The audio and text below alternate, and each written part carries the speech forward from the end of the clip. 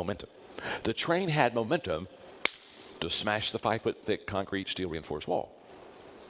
That same train, however, without momentum, stopped dead on the tracks, not moving at all. If you put a 1-inch block in front of the driving wheels, 1 inch, that train can't even get going. It can't get started. You see, it's not the size of your problem that's the issue. It's the speed of your momentum. And at level number 3, leaders, when they began to produce results, they began to create momentum. And when they began to create momentum, they began to knock down those problems that they have. And the third thing that happens at level number 3 is you begin to attract better people to your company because you're a better leader. If I'm a level 5 leader, who do I attract to me? 4s, 3s, 2s, and 1s. But if I go up and I'm a level 7 leader, now I attract 6s. You see, the higher I go as a leader, the better people that I attract around me. Let's go to level 4. Is the people development level. And at this level, we're now developing people. The key word is reproduction. And at level number 4, people follow us because what we have done for them. What we have done for them as part of the organization. You make the people better. And when you make the people better, they're grateful because they look and they say, since I followed your leadership, I myself, I become a better person, I become a better leader. Now, at level number 3, when you produce, that brings addition to your company. At level number 4, when you develop leaders, you go from addition to multiplication. To develop leaders and to be a good level 4 leader, there are 3 things you need to do well. Number 1 is recruitment. The second thing they do is they position people well. Again, at level number 4, they are really committed to putting people in the right place. Number 3, the third thing they do at level 4 really well is they equip well. They train their people. They equip their people. What I want to give you is a 5-step process to equipping people.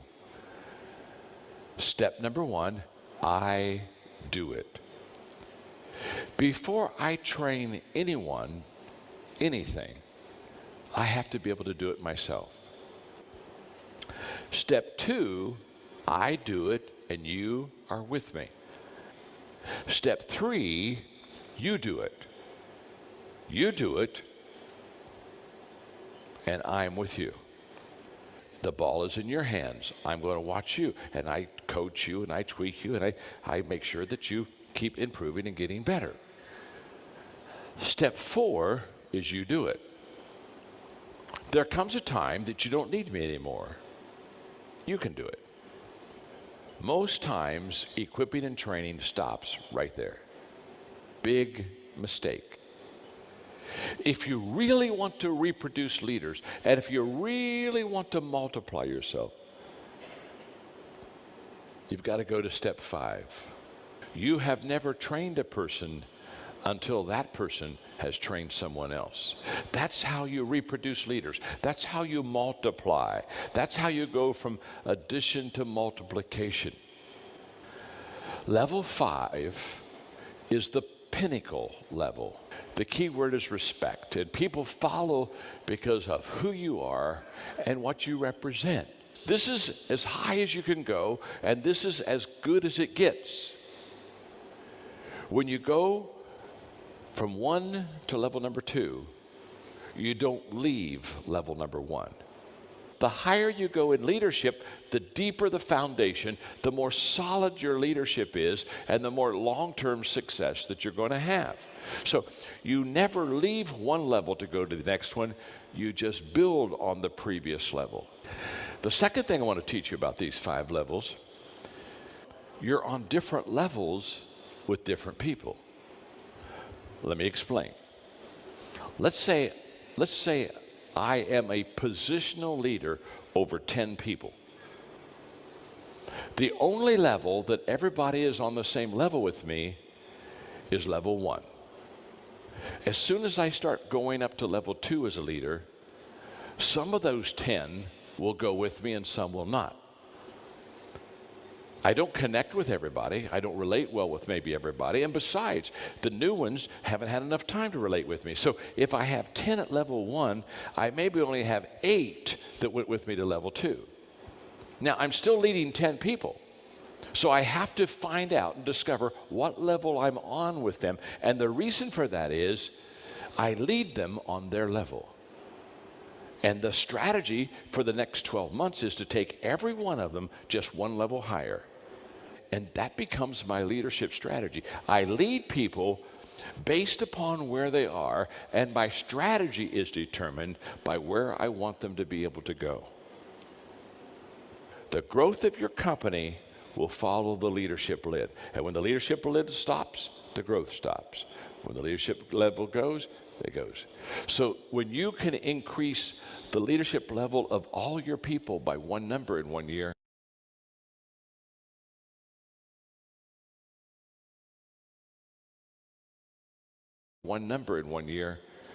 it becomes exciting what happens. Thank you very much. Hope you enjoyed it.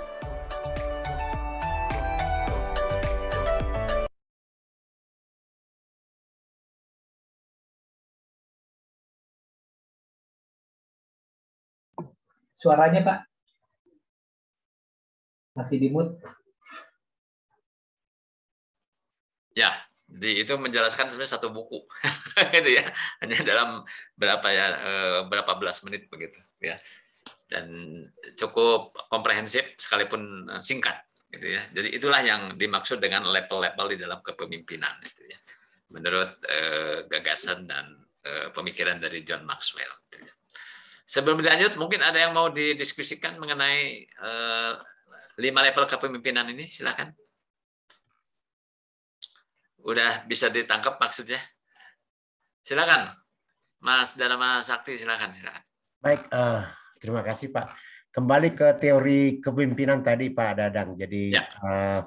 Terus terang saya masih bingung terkadang ya. Apakah sebetulnya teori kepemimpinan itu yang dari grid time sampai yang selanjutnya memang mewakili timeline atau memang teori tersebut masih hidup sampai sekarang gitu loh. Karena kalau menurut saya sih sebetulnya ya saya mungkin agak kolot, tapi saya percaya pemimpin itu sebetulnya dilahirkan, tidak di-created. Ya.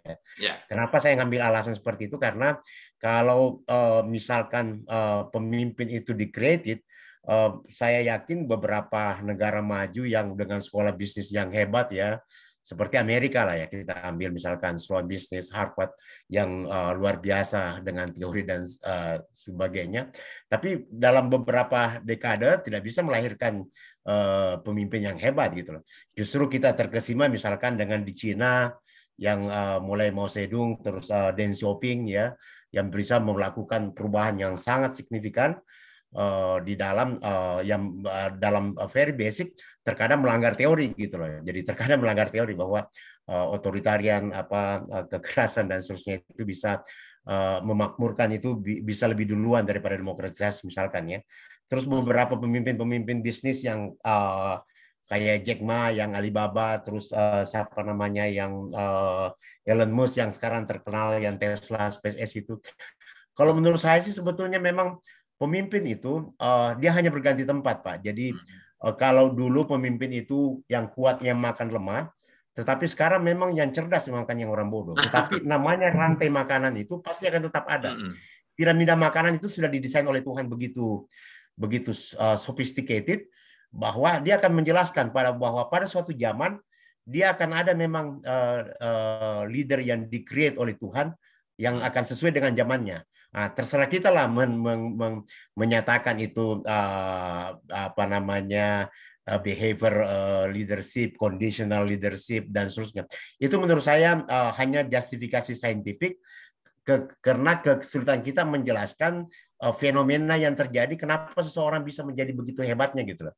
Dan saya kira beberapa pemimpin-pemimpin kecil yang di skala kita sekolahan dulu, yang terkadang kita kaget, artinya secara intelektual tidak terlalu hebat, secara spiritual tidak terlalu hebat, emosional, dan serangkaian leaders kecerdasan yang didefinisikan oleh orang-orang pintar itu, apapun terminologinya, tapi one day dia ternyata bisa jadi leader yang hebat di organisasinya tentu ya. Jadi makanya saya bilang ya ini kadang cocok-cocokan juga si orang nih. Jadi kayak tiba-tiba dia ditempatkan pada tempat yang cocok, diberi one seat ke ini, jadi dia punya daya dorong, bisa tiba-tiba tadi yang dapat momentumnya dan seterusnya.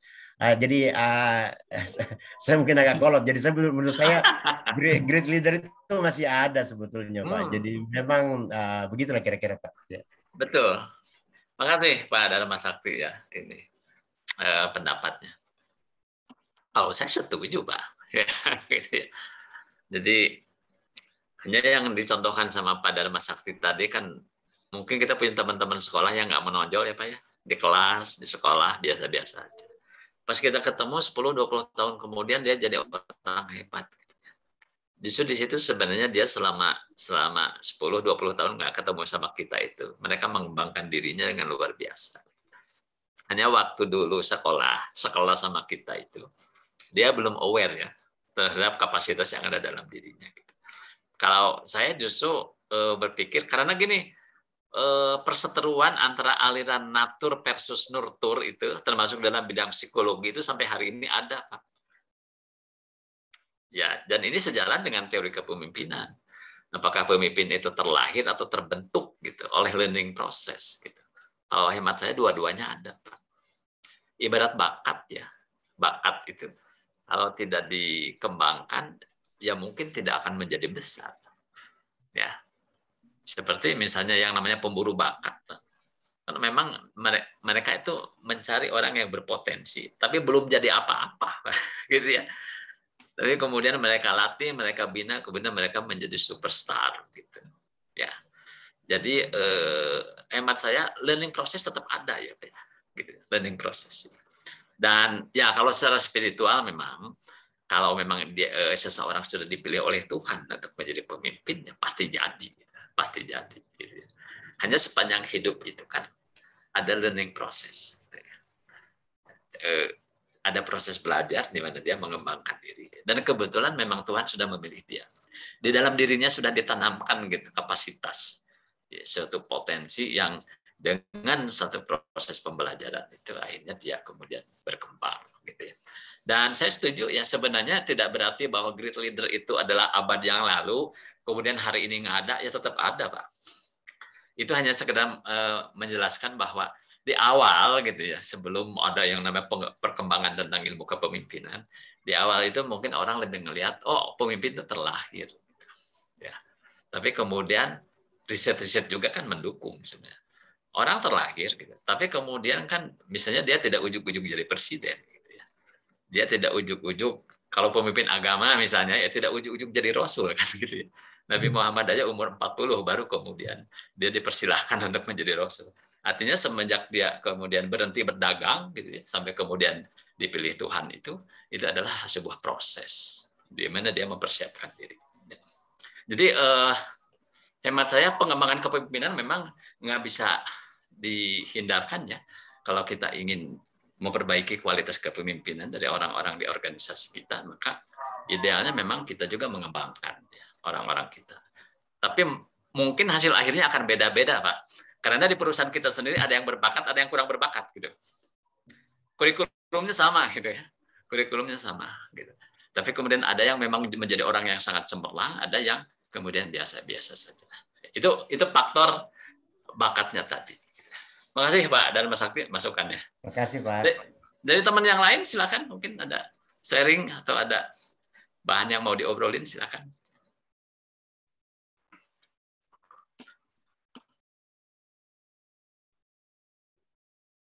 Kalau belum ada, saya lanjut ya materinya. Pak Dadang boleh sedikit, ya, Pak Dadang? Silakan. Tadi saya tertarik dengan 5 level leadership dari John Maxwell ya Pak ya. Ya. Ya ini mungkin Pak Dadang sendiri tahu ada sebuah pabrik yang besar di Jawa Barat ya, di mana kepemimpin leadership-nya itu akhirnya berhenti di level 1 aja Pak. Karena apa? Karena itu pabrik itu ya asing gitu ya, PMA ya Pak ya. Jadi meskipun orang lokalnya itu udah pada posisi director sekalipun, tapi ternyata yang ngedirect adalah manajernya gitu Pak. Jadi ini nggak boleh produksi kalau saya nggak bilang boleh gitu. Jadi akhirnya direkturnya juga kan jadi bingung gitu ya Pak. Kok bisa begitu? Saya nih direktur, tapi saya gitu. Saya tapi diperintah anak buah gitu. Nggak sopan anak buah itu.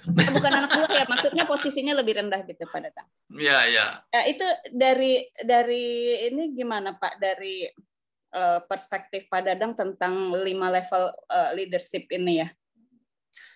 Ya sebenarnya berarti kesimpulannya posisi itu dikalahkan oleh yang namanya produksi, yang tidak tadi istilahnya production itu.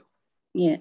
Dia berkontribusi buat perusahaan. Dia dianggap orang yang kompeten untuk menjadikan perusahaan lebih baik, gitu. Ya kan? Direkturnya kan lebih tinggi posisinya. Ternyata itu nggak bisa apa-apa. Jadi seolah-olah level 1 melawan level 3 gitu, Bu Endah. Iya. Iya nggak? Tapi itu semata-mata karena dia orang asing gitu. Jadi dia punya Pak power untuk memutuskan gitu. Ya.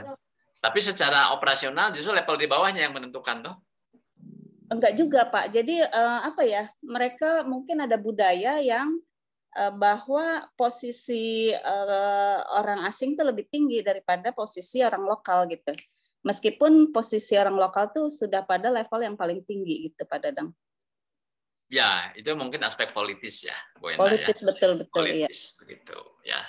Ya, saya kira memang begitulah. Bukan cuma di pabrik saya kira ya. Mungkin di pemerintahan, di partai juga begitu.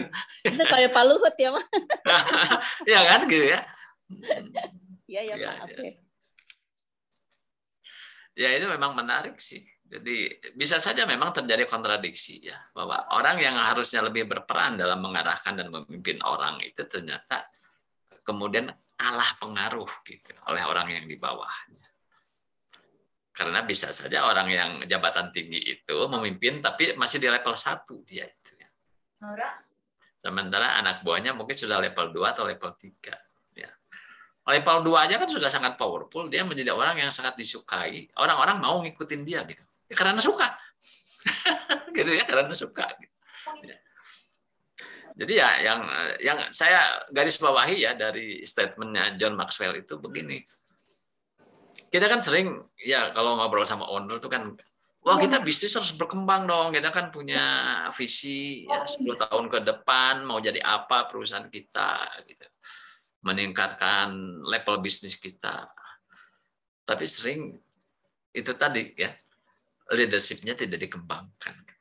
Padahal kalau kita garis bawahi statement dari ahli kepemimpinan ini adalah bisnis level nggak akan naik. Gitu. Kalau level kepemimpinan juga nggak naik. Gitu. Itu yang disebut hukum katup itu kan di situ. Ya. Jadi di situ berarti prasyarat untuk bisnisnya maju itu harus kembangkan dulu kepemimpinannya. Gitu. Baru kita bisa mengembangkan bisnis. Kurang lebih begitu sebenarnya poin pentingnya itu ya. Silakan teman yang lain, Pak Richard kayaknya mau tanya sesuatu atau mau sharing, silakan Pak Richard. Baik Pak, terima kasih. Sekedar sedikit penambahkan saja. Ya. Mungkin yang dimaksud Pak Dharma tadi, yang seingat saya memang ada 3 teori terkait kepemimpinan. Yang pertama teori genetik, artinya dia memang harismanya itu dari lahir sudah ada. Dan yang kedua itu teori sosial yang menyatakan tentu saja bahwa kepemimpinan itu dibentuk. Tapi ada teori ketiga yaitu ekologis ya, di mana pemimpin itu memang dilahirkan dengan karisma, tapi kemudian diasah, dibentuk dalam prosesnya. Seperti itu. Kira-kira itu saja Pak. Terima kasih. Ya, bagus sekali ini. Jadi mensinergikan beberapa pendapat ya, betul jadi 3 ya. Terima kasih Pak Richard nih masukannya. Ada genetik, ada sosial dan ada ekologi. Betul. Ya. Baik, saya lanjut ya materinya, Pak.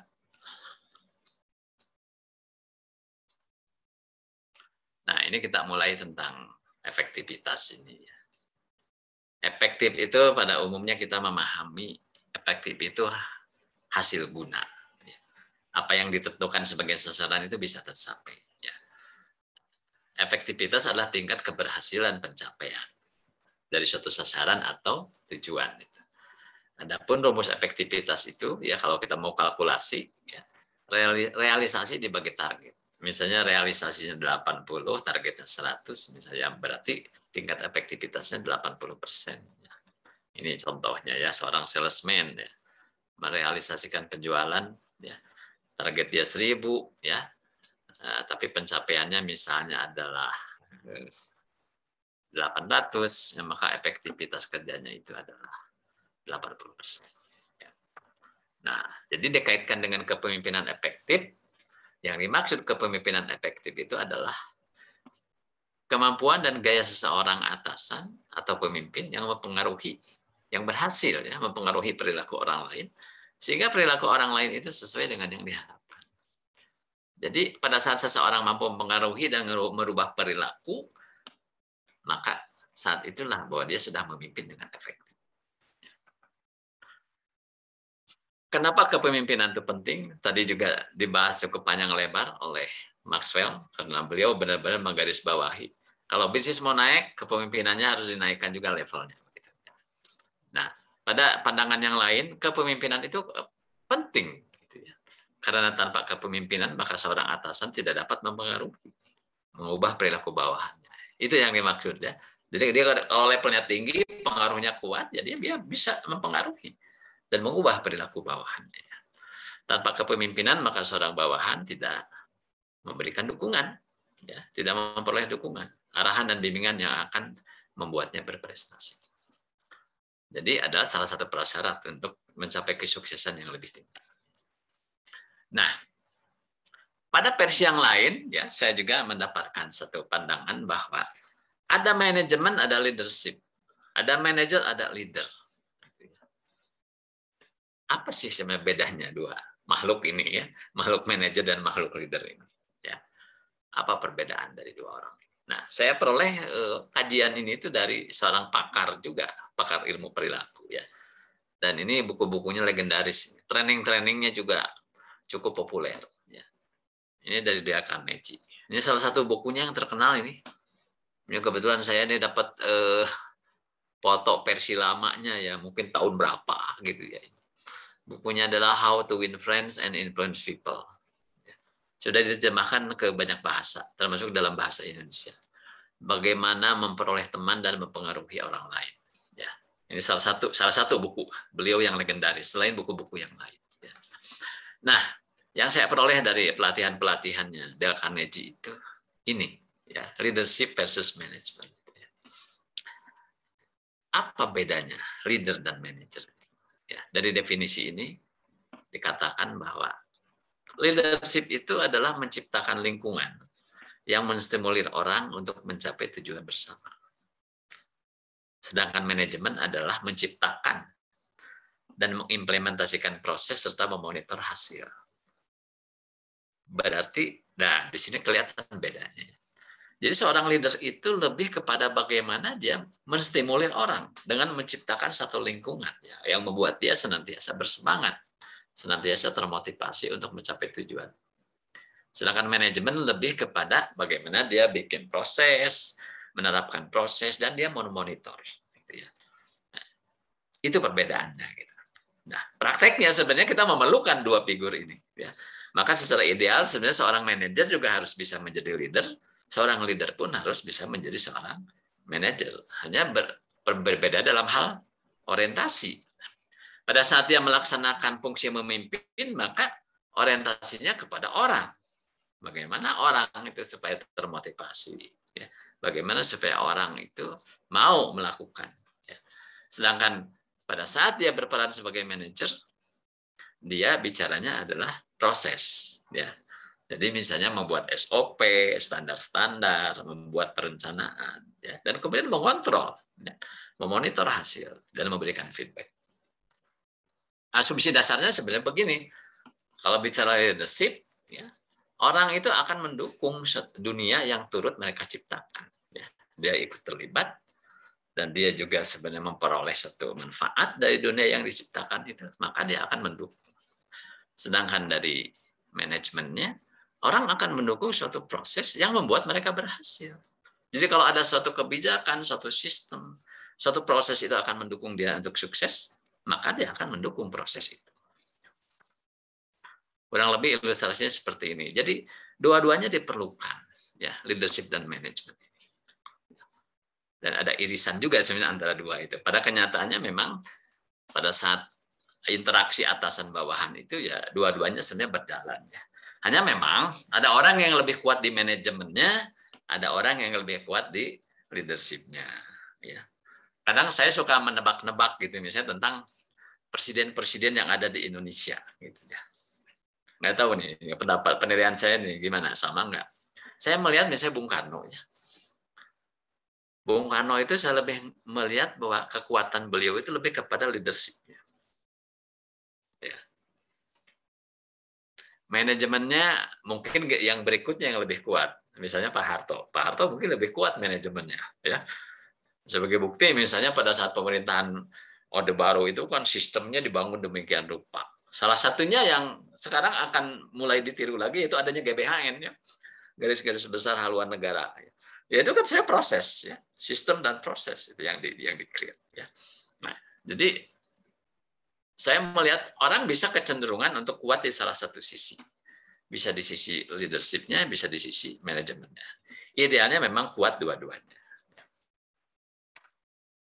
Nah, saya mulai mengerucut kepada gaya yang boleh kita pilih. Gaya apa yang boleh kita pilih supaya efektif? Ada banyak pendekatan. Hanya di malam ini saya mau sharing salah satu pendekatan yang cukup populer sebenarnya dan sering dimasukkan ya di dalam pelatihan-pelatihan yang sifatnya praktikal. Saya mulai dari ilustrasi ini dulu. Anda mengenal beliau ya pasti ya, Mahatma Gandhi ya, Mahatma Gandhi. Kesan Anda tentang beliau gimana? Orangnya kayak gimana sih?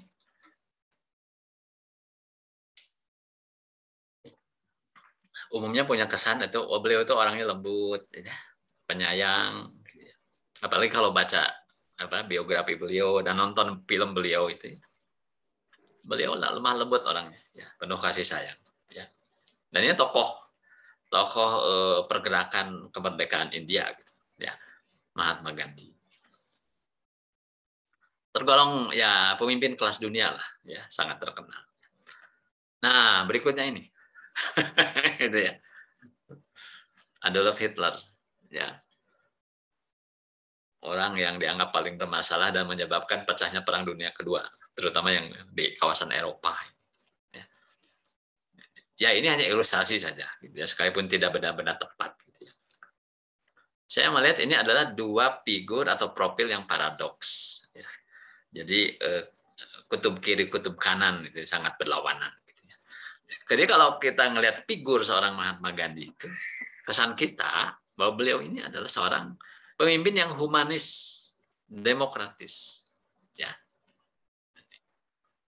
Sedangkan yang sebelah kanan adalah pemimpin yang diktator dan otoriter. Pertanyaannya, karena kita lagi membahas yang efektif ini, menurut Anda pemimpin yang lebih efektif yang mana nih? Apakah yang kiri atau yang kanan? Silakan, mungkin ada yang punya pendapat.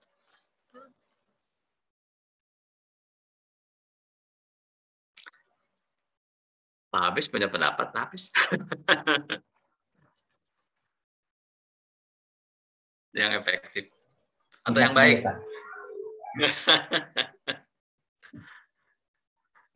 Biasanya orang menilai ya, kalau lihat ini gambar ini, oh kalau yang baik itu yang ini nih, ya, orangnya baik. Ya ini penilaian subjektif. Terus kalau ditanya yang efektif yang mana? orang cenderung memilih yang kanan. Karena dia pasti ngejar gitu. Karena namanya diktator, otoriter gitu kan. Itu dikejar terus nih. Kita kalau jadi anak buahnya itu mungkin nggak bisa tidur. Dikejar terus ya. Pekerjaan belum beres dikejar terus gitu. Ya. Nah, saya mengawali obrolan ini sebenarnya yang mau saya sampaikan adalah begini, bahwa kadang kita confuse gitu tentang gaya. Mana gaya yang lebih tepat. Ya. Termasuk mungkin ada ya owner-owner yang berharap anak buahnya itu adalah lebih strong ke bawah. Lebih galak begitu ya.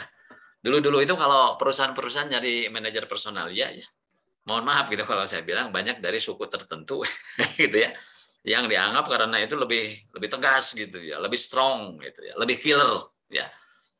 Karena pendekatannya adalah bahwa mengelola manusia itu harus dengan kontrol yang kuat gitu ya, asumsi dasarnya begitu. Ya, tapi seiring waktu berjalan kan mulai ya yang namanya ilmu HRD-nya berkembang gitu ya. Jadi aliran personalia tradisionalnya sudah bergeser gitu ya kepada human resource development gitu, yang lebih soft gitu ya. Nah, maksud saya begini ya. Dua tokoh ini bertolak belakang ya dari karakter. Tetapi dua-duanya efektif. Jadi mengenai efektif atau enggak itu tidak bisa ditentukan oleh apakah Anda lemah lembut ya atau galak gitu ya. Tidak bisa ditentukan dengan itu. Tidak bisa menganggap kalau Anda galak akan lebih efektif. Kalau Anda lemah lembut akan kurang efektif. Buktinya apa? Ya, bahwa sebenarnya dua figur yang bertolak belakang itu dua-duanya efektif. Bisa mempengaruhi orang, menggerakkan orang, bahkan menggerakkan suatu bangsa. Bukan cuma sedikit orang, satu bangsa. Atau malah melampaui bangsanya sendiri. Ya. Orang selembut Mahatma Gandhi ini yang memimpin dengan kasih sayang, justru orang inilah yang sebenarnya sangat berperan dalam memerdekakan India dari penjajahan Inggris. Ya. Sedangkan yang kanan ini sekalipun berakhir tragis, ya. Beliau akhirnya di ujung perang dunia kan juga kemudian meninggal, gitu ya. Ini kalau nggak dihentikan oleh sekutu, ini seluruh Eropa itu akan dikuasai sama dia. Ya. Itu sangat luar biasa orang. Dia ambisinya kan menjadi pemimpin Eropa. Ya. Dan kemudian memang pecah menjadi perang dunia. Ya, orang seperti ini. Jadi kesimpulannya dalam gaya dan bentuk apapun sebenarnya bisa dicapai keefektifan. Tinggal sekarang jadi syaratnya apa gitu ya supaya bisa efektif. Kalau ternyata sebenarnya tidak jadi soal sih apakah kita memakai gaya demokratis ataupun gaya otoriter. Ya. Nah, sekarang kita akan uji coba untuk menilai diri sendiri gitu ya. Mudah-mudahan ini bisa secara teknis dilakukan. Jadi saya akan tampilkan file yang satu lagi dalam bentuk PDF ya.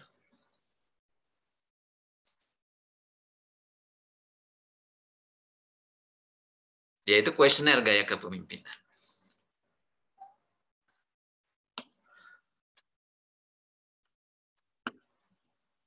Ya kalau memungkinkan sih sebenarnya ada suatu kertas mungkin bisa dihitung gitu ya kalau memungkinkan. Kalau enggak saya perkenalkan aja bahwa ini adalah satu kuesioner yang biasa digunakan di dalam training tentang kepemimpinan untuk melakukan self assessment ya. Penilaian diri tentang gaya saya memimpin itu gaya apa sih gitu ya. Nah, ini instruksinya begini. Bacalah tiap-tiap pernyataan berikut dan lingkari nomor yang sesuai dengan kenyataan praktek sehari-hari yang biasanya Anda lakukan. Jadi di sini sebenarnya Anda diminta merespon bukan yang ideal ya, tapi Anda biasanya bagaimana gitu. Ya, biasanya bagaimana. Pilihan dan definisi nomor. Jadi kalau Anda merespon angka 1 artinya tidak pernah sama sekali. Kalau 2 itu jarang, kalau 3 itu cukup sering, 4 itu sering, 5 sangat sering atau selalu. Ya. Pernyataan yang pertama, saya memeriksa pekerjaan bawahan secara teratur untuk menilai kemajuannya. Ya. Nah, bisa coba Anda tulis misalnya dalam kertas kosong. Nomor 1 angka berapa? Ya. Nomor 2, saya melakukan pertemuan secara teratur untuk memberikan dukungan. Nah, yang mana nih? Pilih antara 1 sampai 5. Ya. Nomor 3, saya menunjuk bawahan menjadi anggota tim agar ia dapat mengusulkan tindakan atas kebijakan yang mempengaruhinya. Kemudian nomor 4, saya memberikan tanggung jawab yang jelas kepada bawahan dan membiarkannya menentukan sendiri bagaimana mencapainya. Nomor 5, saya meyakinkan bawahan untuk menyadari dan mengerti semua kebijakan dan prosedur. Berikutnya nomor 6, saya mendorong pencapaian prestasi bawahan dengan anjuran dan dukungan. Nomor 7, saya membahas tiap-tiap perubahan dengan bawahan sebelum melakukan tindakan. 8, saya merundingkan misi strategis perusahaan dengan bawahan.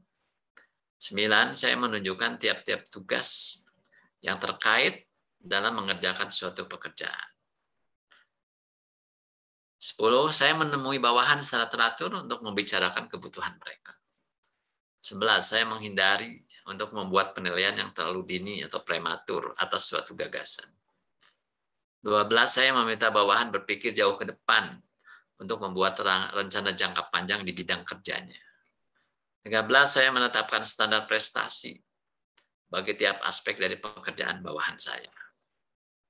14, saya menjelaskan keuntungan-keuntungan atas pencapaian sasaran pekerjaan kepada bawahan.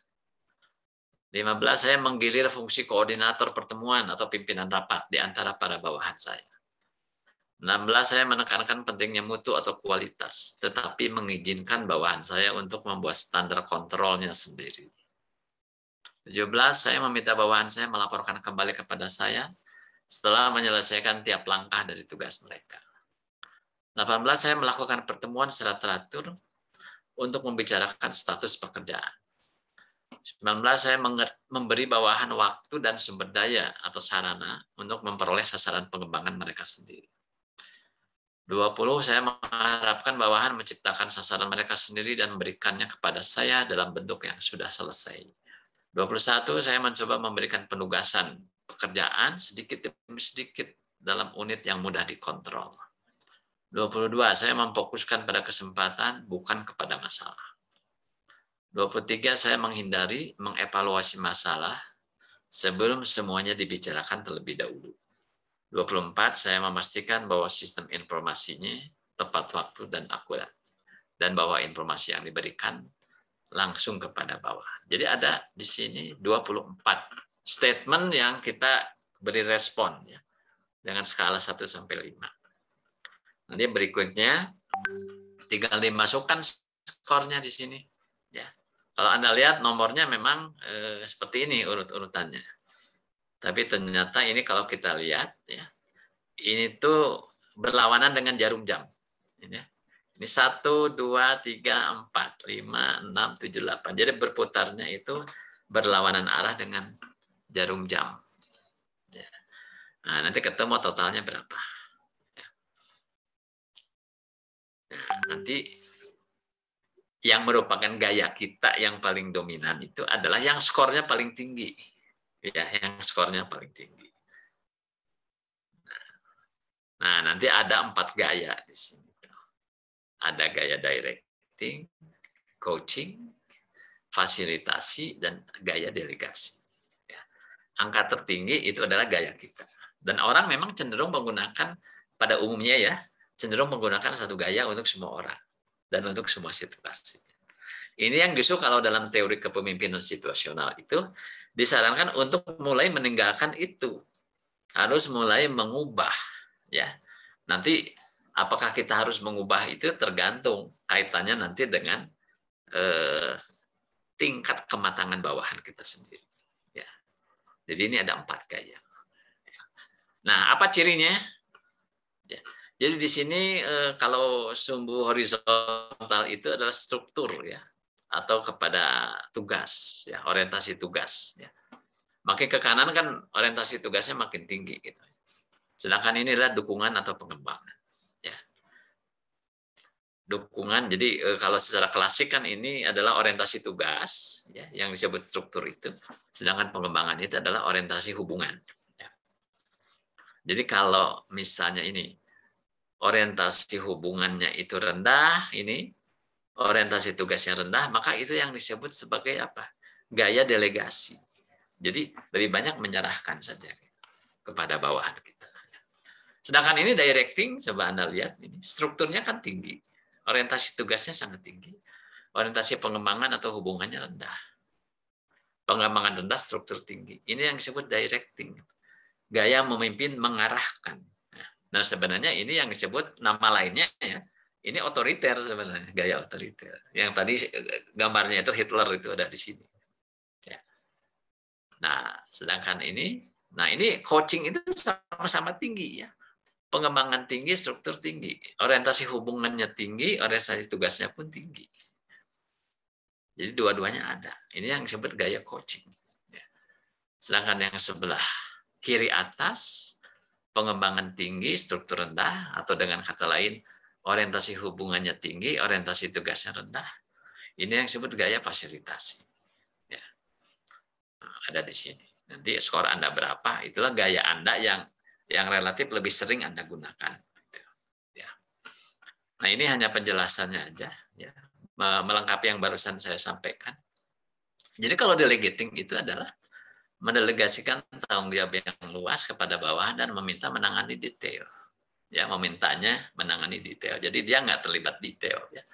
Mengharapkan bawahan menemukan dan memperbaiki kesalahannya sendiri. Jadi tidak terlalu banyak ikut campur. Ya. Kemudian memberi feedback umpan balik kepada bawahan atas hasil kerja saja, ya. Jadi tidak terlalu peduli dengan proses. Mengizinkan bawahan mengambil risiko dan melakukan inovasi. Itu yang disebut gaya delegating. Nah, sedangkan directing yang tadi saya bilang ini mirip-mirip otoriter atau gaya Hitler, begitu ya. Memberikan instruksinya detail, gitu ya. Memberikan kepada bawahan itu tujuan dan sasaran yang spesifik, ya. Sering mengawasi dan memeriksa bawahan untuk memantau kemajuan kerja, menekankan aturan dan peraturan, ya pokoknya SOP gitu ya, memperagakan atau menunjukkan langkah-langkah untuk melakukan pekerjaannya, jadi benar-benar mikro gitu ya. Nah, kemudian yang ini yang coaching itu yang hubungannya tinggi, tugas juga tinggi. Ciri-cirinya adalah mewakili kedudukan manajemen secara meyakinkan, mencoba memotivasi dengan reward finansial maupun non finansial, ya. Menjual atau sell kepada bawahannya kemampuan mereka melakukan pekerjaannya, memuji bawahan ya, atas pekerjaannya yang baik, memberi feedback atau umpan balik yang banyak kepada bawahan tentang bagaimana hasil kerja. Ya ini karena memang dua-duanya tinggi ya, pengembangannya tinggi, struktur pun tinggi. Sedangkan facilitating ini kalau di directing tadi saya bilang ya katakanlah mirip Hitler begitu. Facilitating ini lebih mirip Mahatma Gandhi gitu. Karena orientasi hubungannya lebih tinggi, sedangkan orientasi tugas lebih rendah. Ya. Facilitating itu dia melibatkan bawahan dalam memutuskan hal-hal yang ada efeknya pada pekerjaannya. Jadi melibatkan, ya, ada partisipasi. Membantu bawahan untuk merasa bebas bertanya dan mendiskusikan isu-isu penting. Sering mengadakan pertemuan tim dan staf. Ya, terutama ya karena untuk mengembangkan sebenarnya. Membantu bawahan menentukan dan mengusulkan kegiatan pengembangan mereka. Kemudian mendengarkan masalah-masalah dan kepedulian bawahan tanpa mengkritik atau mengadili. Jadi itu karakteristiknya. Ya. Ngomong-ngomong, ada yang sudah ketemu gayanya apa? Skor yang paling gede atau mungkin menduga-duga, oh saya sebenarnya lebih masuk di mana? Gitu. Nah itu kuesionernya.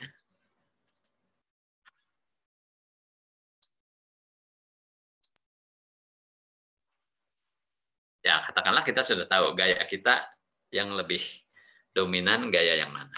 Ya.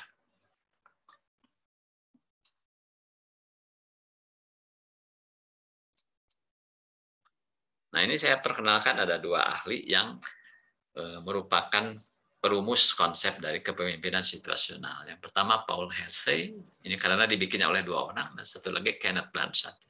Kenneth Blanchard sendiri sebenarnya dia juga terkenal ya karena menulis buku yang disebut The One Minute Manager.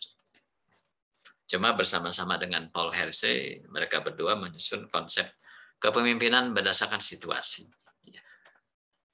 Yang ternyata yang beliau maksud situasi itu adalah tingkat kematangan bawahan, tingkat perkembangan. Jadi prinsip dasar dari kepemimpinan efektif dengan basis situasional itu step-stepnya seperti ini.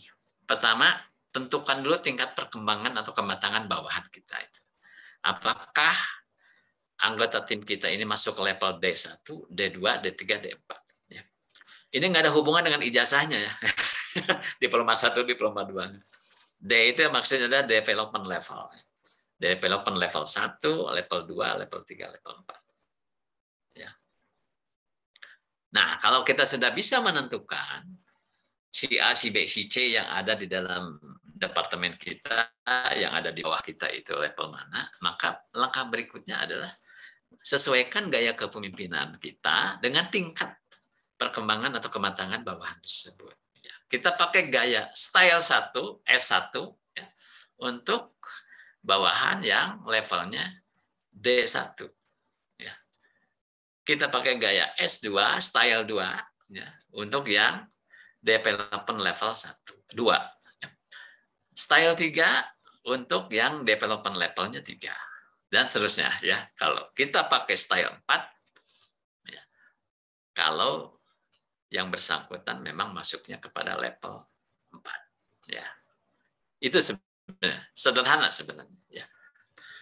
Nah, hanya ada catatan di sini. Tingkatkan terus perkembangan kematangan bawahan hingga semuanya mencapai level D4, level tertinggi. Ya. Jadi tidak berhenti hanya sekedar sinkronisasi. Oh, misalnya anak buah saya ini si A ini levelnya D1.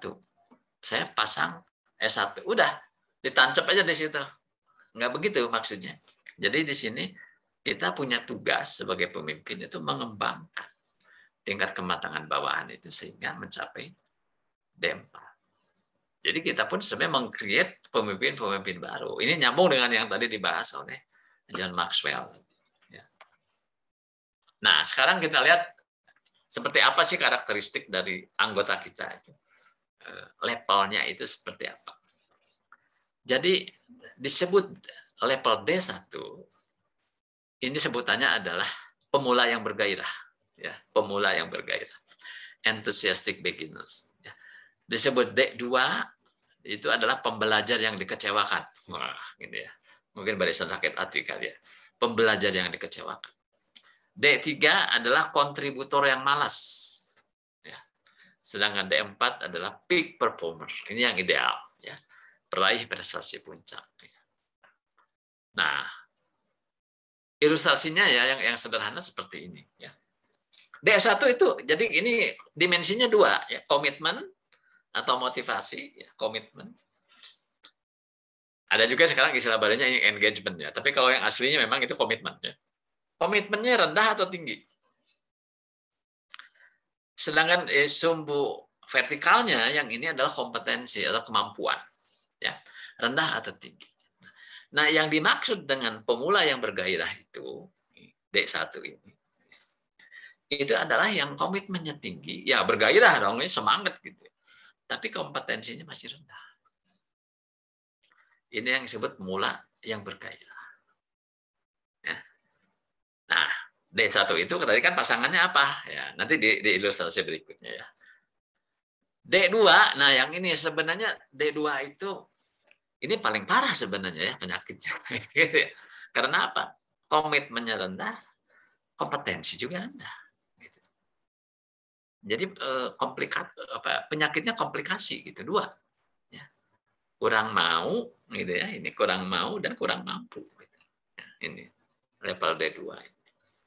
D3, nah ini nih, ini lawan daripada D1. Ini kontributor yang malas. Jadi sebenarnya dia tuh kompeten orang itu, punya kemampuan.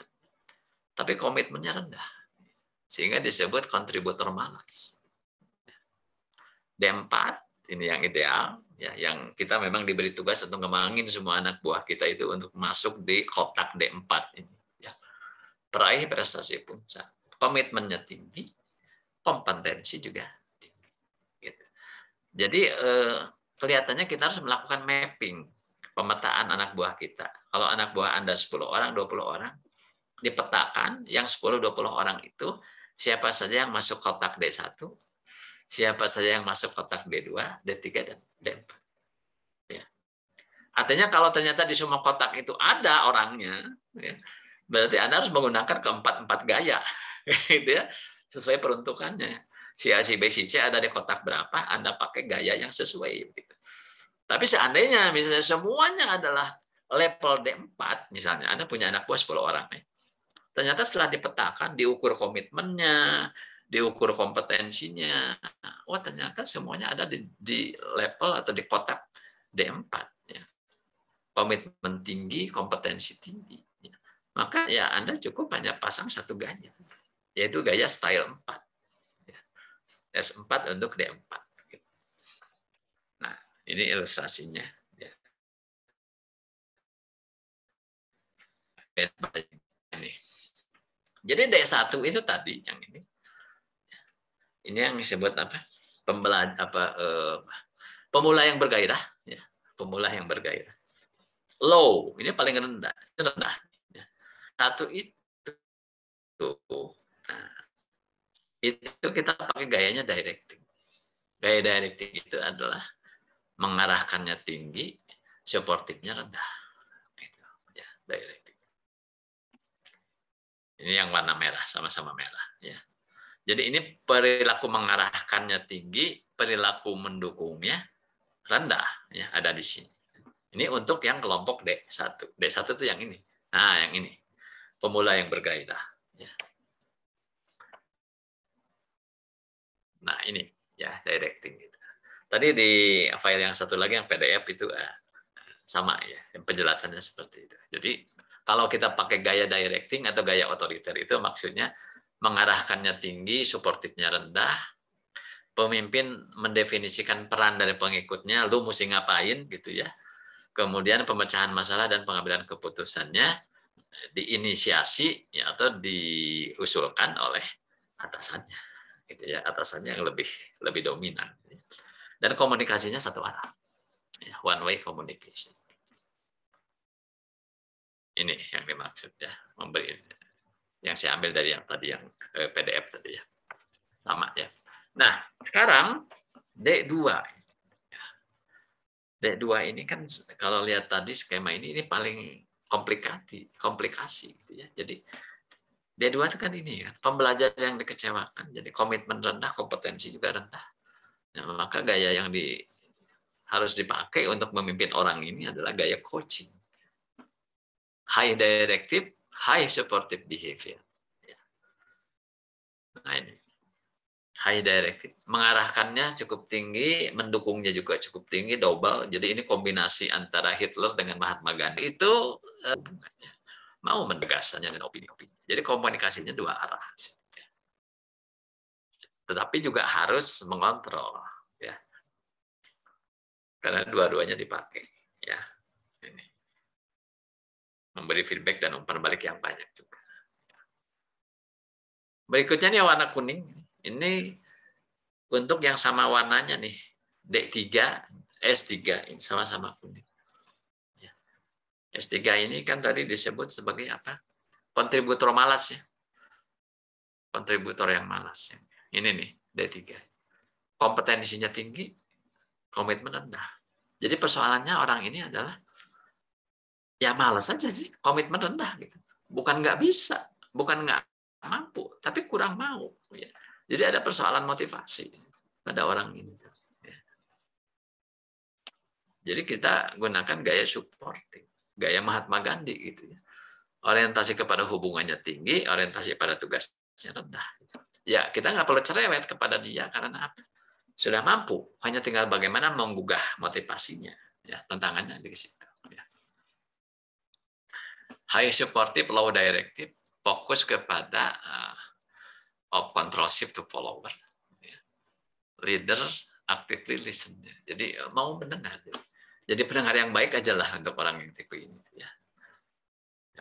Follower has ability and knowledge to do the task. Jadi semua punya kemampuan. Ya. Ini tipsnya ya, sebagaimana disampaikan tadi ya, dalam kuesioner. Ya. Nah, terakhir ini yang warna hijau, sama-sama hijau ini D4. D4 itu kan tadi disebut peak performer ya, peraih prestasi puncak. Komitmen tinggi, kompetensi tinggi. Sudah, kayaknya udah ringan tuh tugas atasan itu ya. Jadi gaya yang disampaikan juga harus delegating. Delegasikan saja. Jadi kalau delegasi itu artinya perilaku mengarahkannya rendah, perilaku mendukungnya pun rendah. Ya. Low supportive, low directive. Leader mendiskusikan masalah dengan pengikutnya, mencari suatu kesepakatan ya, untuk memecahkan masalah. Ya. Jadi pengambilan keputusannya itu lebih banyak ada di bawah. Ya. Atasannya tidak terlalu intervensi. Ya. They run their own show. Ya udah gimana kamu aja. Ya tapi maksudnya adalah tetap bahwa pakem-pakem dasarnya itu ada yang harus diikuti. Ya. Itu yang disebut delegating. Nah, sebelum masuk ke kearifan lokal nih, trilogi kepemimpinan dari Ki Hajar Dewantara. Silakan mungkin ada yang mau didiskusikan tentang konsep situational leadership ini. Silakan.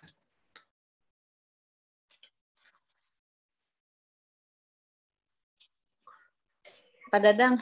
Ya. Saya Pak maaf ya, Bapak-bapak lain saya ngomong terus. Ya, langsung ya. studi kasus Boleh. ya Pak ya.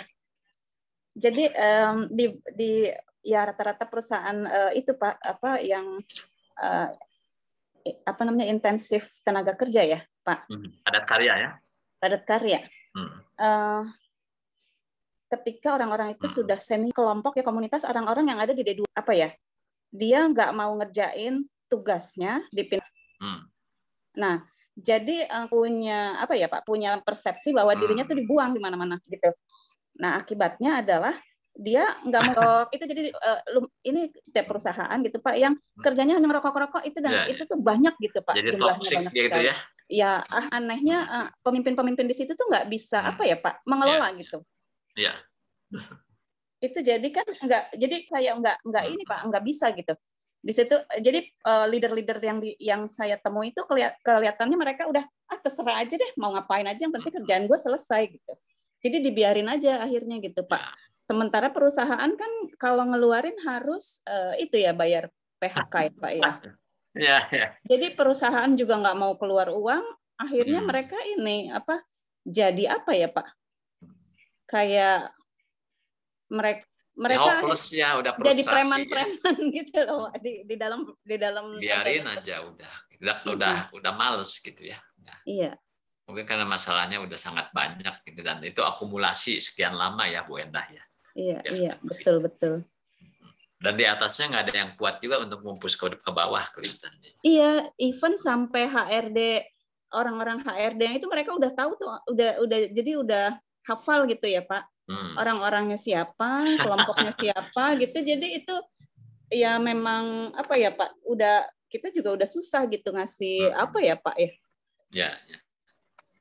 Pertama memang kondisi yang Bu Endah ceritakan itu memang saya pikir terjadinya memang karena akumulasi dalam waktu yang agak lama. Dibiarkan begitu saja, tidak ada treatment yang tepat.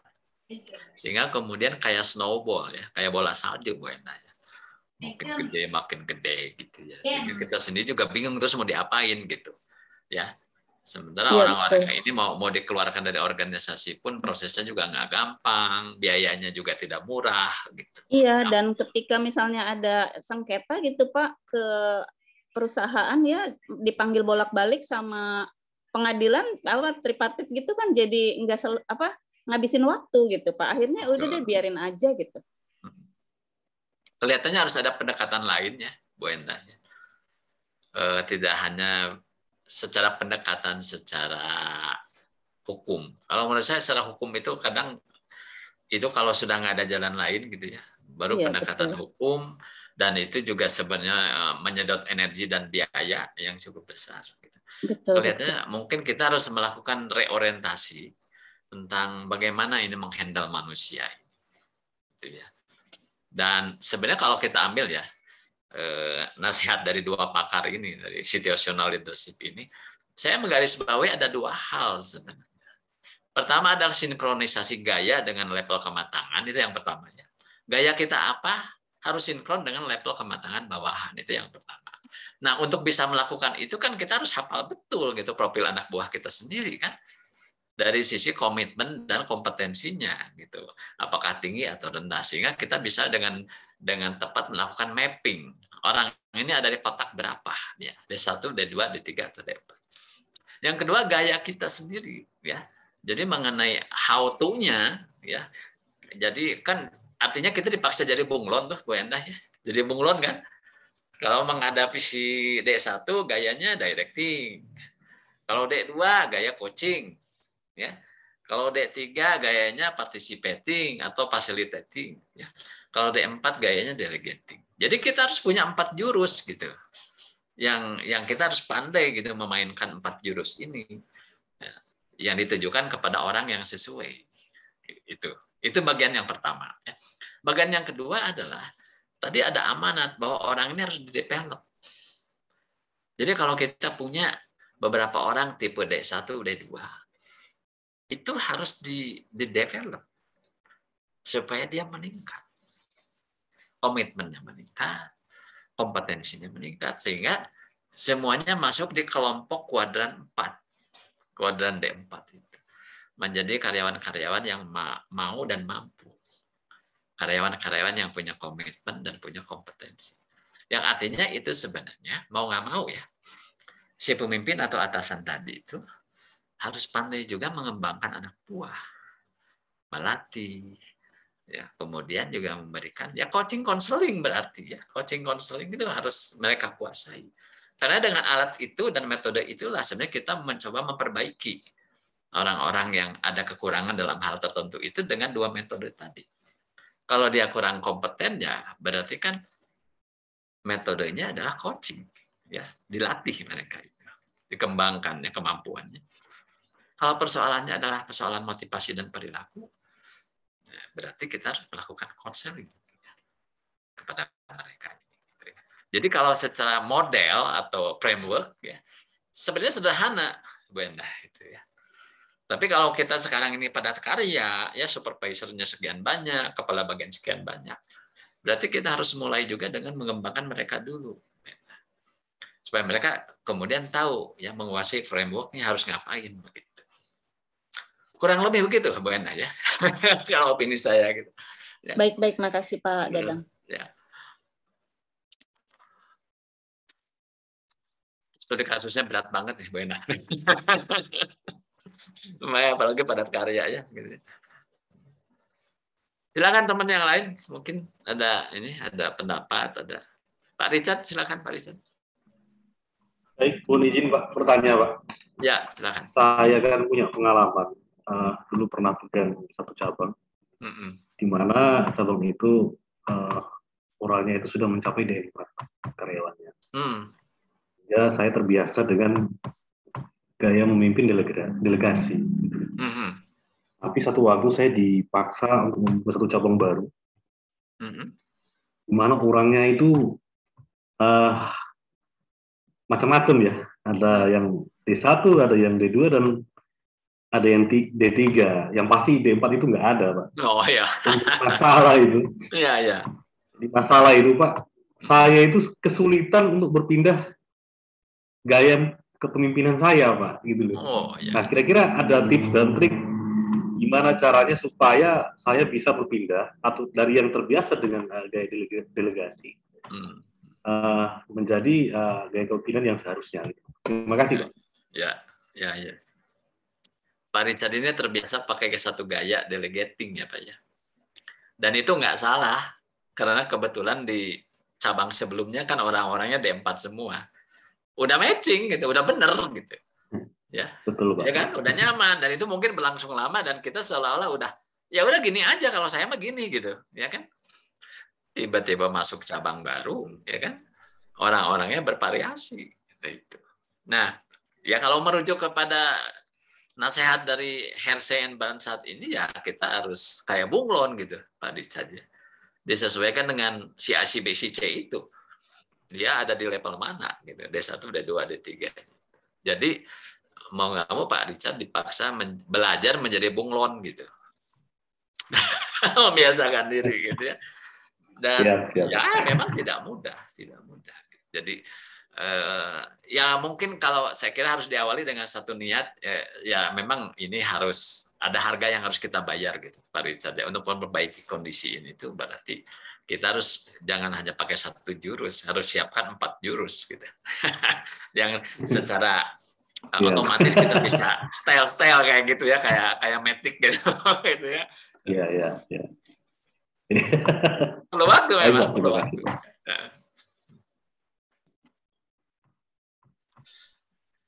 Pak Sukmo gimana kalau di kemiliteran, Pak Sukmo nih gimana? Bisa nggak dipakai ini konsep ini nih? Saya tuh punya kesan ya, mungkin saya salah deh kalau di dunia kemiliteran itu kayaknya sih semuanya directing gitu, komando atau gimana? Benar nggak, Pak Sukmo?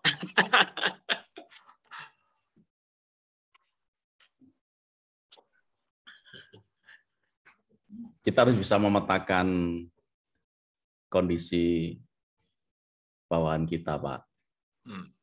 Jadi yang tadi Bapak sampaikan terkait dengan kasusnya Pak Richard benar, bahwa kalau kita sudah bisa mengelompokkan bawahan kita di kelompok mana, dia di D1 hingga D4, baru treatment kita seperti apa ya kita sesuaikan dengan kemampuan anak buah. Karena memang kalau di militer itu kan stratanya mulai dari Tamtama, Bintara, Perwira pun juga ada yang dari Pama, Pamen sampai ke Pati, dan Perwira pun juga ada yang dari Tamtama, dari Bintara.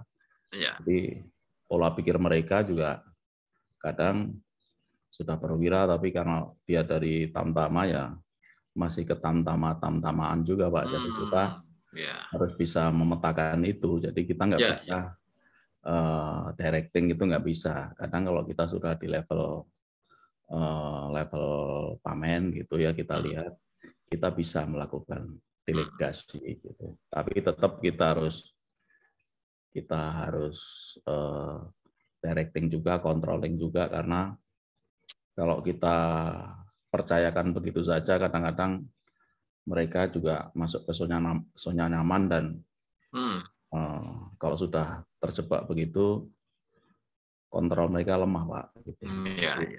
Tetap kita harus, leader kita harus tetap bisa melihat itu semua. Kan kembali lagi ke tujuan organisasi tadi, tujuannya untuk apa kita, ya supaya tujuan kita akan mengangkat semua ke level D4, tapi kan butuh proses tahapan yang waktunya nggak bisa sehari 2 hari atau seperti membalikkan telapak tangan gitu, butuh waktu. Dan yang jadi masalah kan kalau di ketentaraan itu kan kita tidak bisa stay di satu posisi gitu. Kita pasti ada tour of duty, tour of area gitu ya, Pak, untuk kita lebih mobilitas tinggi ya. Kita bisa naik ke level yang lebih tinggi. Jadi mobilitasnya tinggi sehingga apa? Kita nggak bisa betul-betul matang gitu ya, Pak ya, karena kita dituntut seperti itu. Mutasi. Kita belum matang di satu posisi, tahu-tahu sudah dipindah di tempat lain. Udah turun sprint ya, surat perintah. Udah kayak gitu. Jadi seperti kasusnya Pak Richard tadi itu. Semula tiba-tiba masuk ke ke bagian yang baru itu, di mana anak buahnya heterogen mulai dari D1 sampai D4. Mungkin D1-nya banyak itu kan. Ngangkatnya berat, Pak. Jadi kita pun juga butuh effort yang luar biasa, Pak. Mungkin itu, Pak. Dan saya rasa di mana-mana kan seperti itu. Ya, betul. Memang saya lihat sih kalau kayak di TNI, Polri itu ya. Tapi kalau saya ngelihat sebenarnya kesempatan belajarnya banyak banget gitu, Pak Sukmo ya. Ya, eksperimennya banyak gitu. Studi kasusnya banyak gitu. Kalau di perusahaan yang cabangnya tidak banyak, misalnya kayak saya mungkin pabrik juga nggak banyak, ya relatif ya masih di situ-situ juga gitu. Dan ketemu orang yang ya kurang lebih hampir sama orangnya itu juga gitu ketemunya gitu ya. Jadi sebenarnya kalau saya ngelihat orang yang sering betul, Pak, betul. Harus directing, Pak, nggak bisa delegasi, nggak bisa.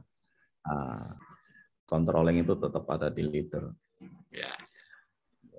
Karena tadi itu prinsipnya tidak ada anak buah yang salah komandan. Jadi komandan juga benar-benar mesti memastikan gitu ya. Jadi iya betul. Ya, itu tuntutan dari karakteristik organisasinya juga ya. Iya, jadi anak buah yang menggeliat itu yang tanggung jawab tetap anak buahnya, yang dipindahkan anak buahnya, Pak.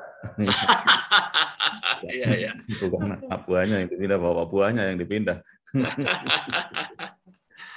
Iya. Karena dianggap nggak kompeten memimpin. Iya. Ya, kalau sudah dibilang nggak kompeten itu udah konditnya sudah rendah, Pak. Iya. Bisa terhambatnya lama sekali ya, kenaikan pangkat, ya, promosi dan sebagainya. Iya, betul. Jadi yang kalau di TNI kudu otoriter ya, Pak ya? Iya. Kalau di satuan tempur harus otoriter. Komando ya, pendekatannya komando ya. Komando, Pak.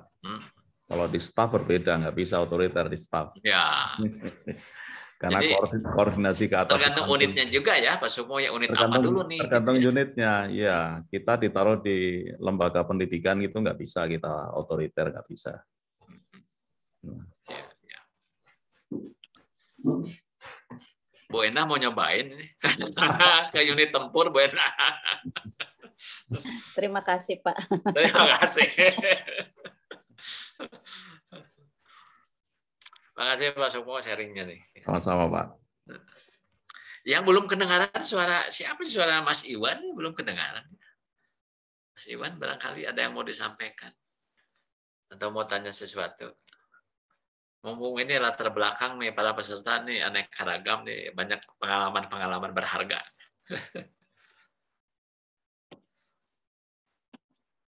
Baik, kalau silakan Pak Dharma Sakti, silakan Pak. Kalau saya ada pertanyaan Pak Dadang, beberapa hal saya lihat orang berhasil menjadi leader berikutnya itu justru bukan kalau dia berhasil ngendel anak buah Pak, tapi berhasil manage bosnya. Oh iya, betul. betul. Ya, dalam kasus tertentu ya Pak.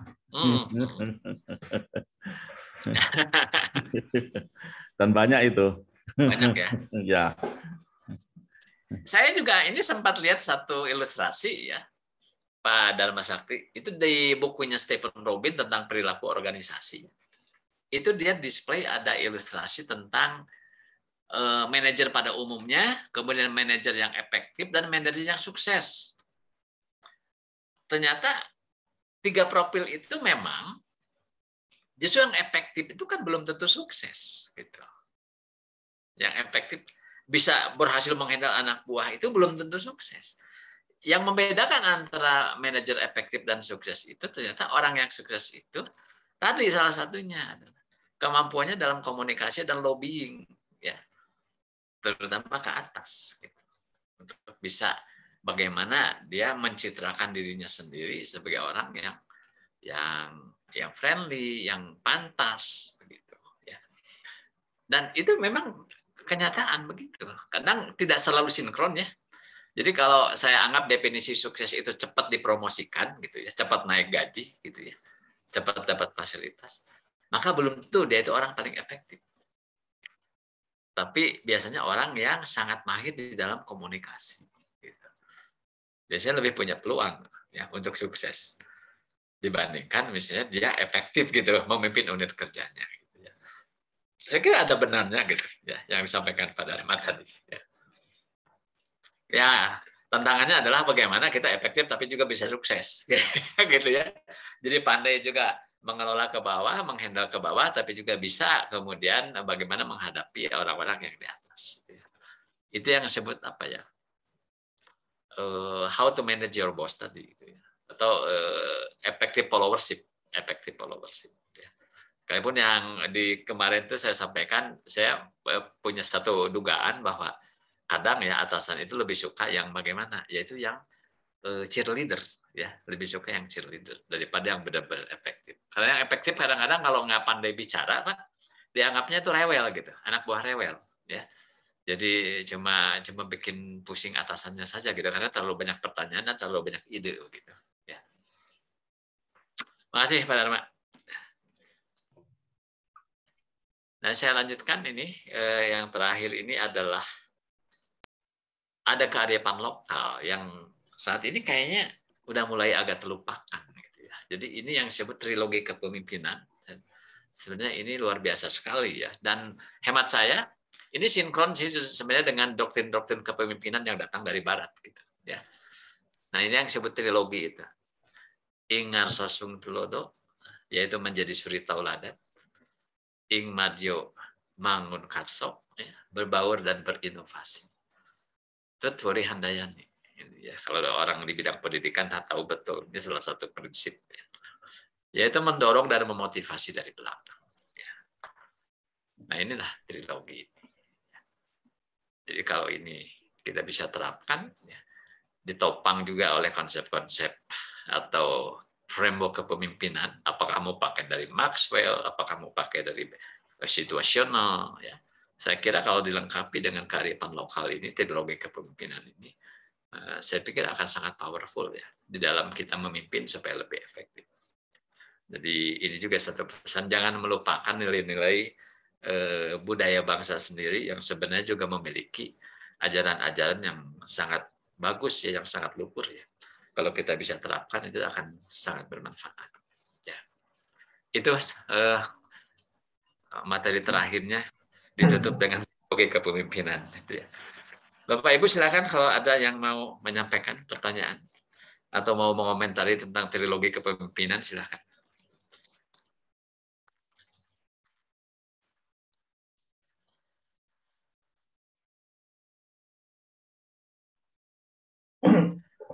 Oke, saya kira kalau sudah nggak ada, saya kembalikan Pak Hafiz, mangga silakan. Ya baik, menarik sekali diskusi kita malam ini, meski tadi sedikit ada gangguan teknis karena ada aliran listrik padam di tempat saya. Oke, demikian tadi pembahasan mengenai effective leadership, dan besok kita ketemu lagi dengan topik problem solving dan decision making. Terima kasih atas pemaparan dan diskusinya Pak Dadang. Terima kasih atas segala perhatiannya Bapak Ibu. Sampai ketemu besok. Selamat malam, selamat istirahat. Assalamualaikum warahmatullahi wabarakatuh. Waalaikumsalam warahmatullahi wabarakatuh. Terima kasih Pak Dadang, terima kasih Pak Hafiz. Hafiz, makasih Pak ya.